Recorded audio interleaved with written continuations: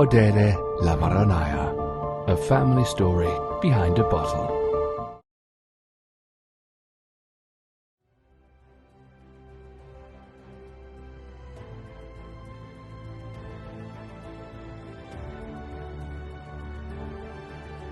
Paola, I'm very happy now to visit an alabaster factory because it's one of the symbols of Volterra, right?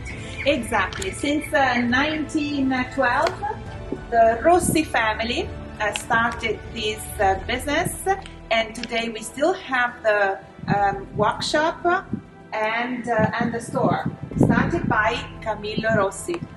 Alabaster, a wonderful material which is quarried in the surroundings of Volterra and wrought very skillfully in the countless artisan shops, has made the town famous since the times of the Etruscans.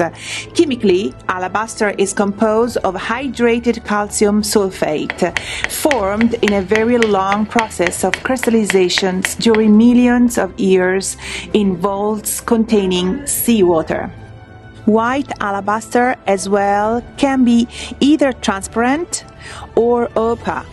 While the former is particularly suitable for vases, lamps, and plates, the latter is suitable for real sculptures.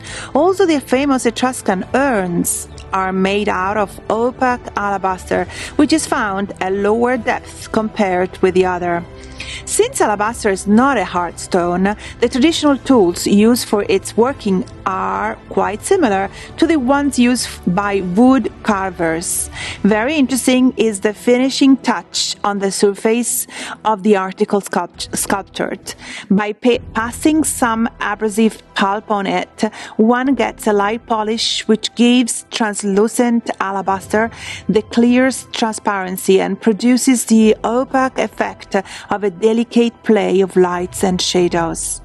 A good metal brush and some talcum powder are good ingredients to give the sculptures the finishing touch that's the right brightness.